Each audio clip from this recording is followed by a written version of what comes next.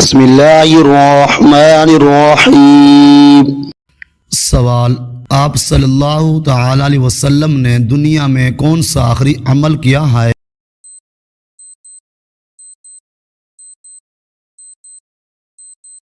جواب: آخری وقت میں آپ علیہ الصلاۃ والسلام نے مسواک کیا اور اس کے بعد حالت نازک ہو گئی تھی۔ سوال: وفات کے وقت آپ علیہ الصلاۃ والسلام کی عمر مبارک کتنی تھی؟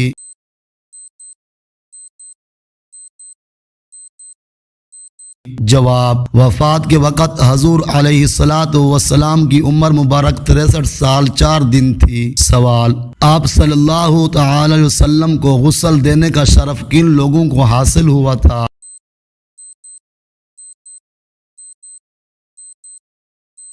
جواب: آپ علیہ الصلاۃ والسلام کو غسل دینے والے حضرات یہ تھے: حضرت عباس، حضرت علی المرتضیٰ، حضرت عباس کے 2 صاحبزادے فضل اور قسم، اور رسول اکرم کے آزاد کردہ غلام شکران حضرت اسامہ بن زید اور اوس بن خولی رضی اللہ تعالی عنہم اجمعین۔ سوال: آپ علیہ الصلاۃ والسلام کی قبر مبارک کس نے کھودی تھی؟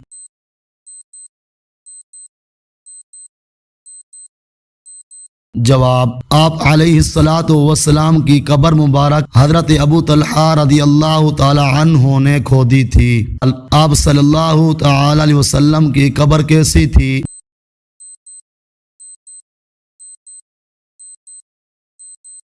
جواب: آپ علیہ الصلاۃ والسلام کی قبر مبارک لاحد والی بغلی کھودی گئی تھی۔ سوال: آپ علیہ الصلاۃ والسلام کی نماز جنازہ کیسے ادا کی گئی؟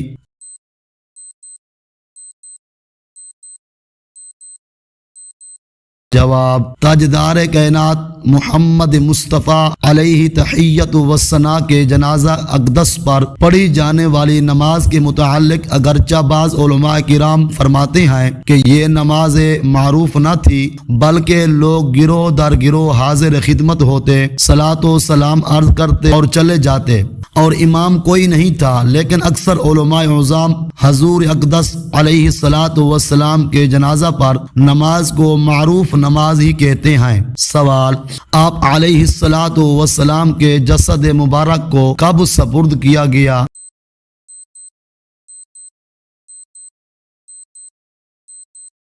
جواب: دراصل نماز جنازہ پڑھنے میں منگل کا دن پورا گزر گیا، اور اس لیے چہارشنبے بدھ کے رات کو آپ علیہ الصلاۃ والسلام کے جسد مبارک کو سپرد خاک کیا گیا۔ سوال: بچہ پیدا تو زندہ ہو مگر پیدا ہوتے ہی فوت ہو جائے تو کیا اس بچے کی بھی نماز جنازہ ادا کی جائے گی؟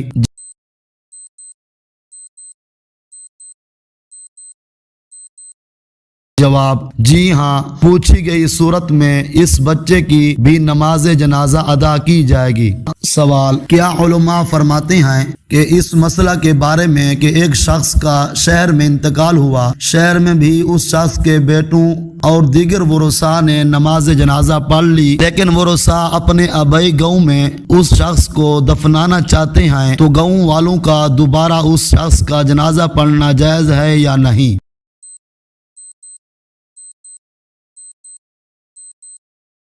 جواب: صورت مسئولہ میں جب کہ میت کے اولیاء نماز جنازہ پڑھ چکے ہیں تو گاؤں والوں کا دوبارہ نماز جنازہ پڑھنا جائز نہیں، کیونکہ جب میت کے اولیاء میں سے کوئی ولی نماز جنازہ پڑھ لے تو یا ولی کی اجازت سے نماز جنازہ پڑھا دی جائے تو کسی کے لیے بھی دوبارہ نماز جنازہ پڑھنا جائز نہیں ہے۔ سوال: کیا فرماتے ہیں علماء کرام اس مسئلے کے بارے میں کہ میت کو غسل دینے سے پہلے اس کے پاس کھڑے ہو کر قرآن کی تلاوت کرنا کیسا ہے؟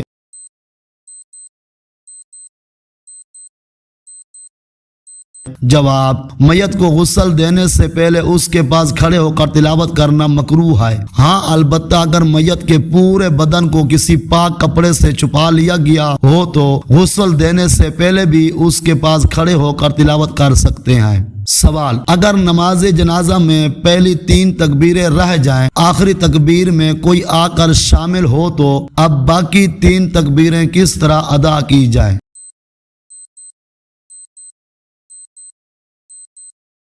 जवाब, नमाज जनाजा में जिसकी पहली 3 तकबीरें रह गईं और आखिरी तकबीर में इमाम के साथ शामिल हुआ तो वो इमाम के सलाम फेरने के बाद बाकी तकबीरें कह ले। इसमें अगर मैयत को उठा लेने का अंदेशा ना हो तो हर तकबीर के साथ उसकी दुआ, पहली तकबीर के बाद सना, दूसरी तकबीर के बाद दरूद शरीफ और तीसरी के बाद मैयत के लिए दुआ भी पढ़ लें। और अगर ये अंदेशा हो कि दुआएं पढ़ेगा तो सलाम फेरने से पहले लोग मैयत को उठा लेंगे तो सिर्फ तकबीरें कहकर सलाम फेर दे, दुआएं छोड़ दे कि सलाम फेरने से पहले अगर मैयत को उठा लिया गया तो उसकी नमाज जनाजा बातिल हो जाएगी। सवाल, क्या फरमाती हैं उलमा किराम इस मसले के बारे में कि कब्र के अंदर शजरा शरीफ रख सकती हैं या नहीं? अगर रख सकती हैं तो कहां पर रखना चाहिए?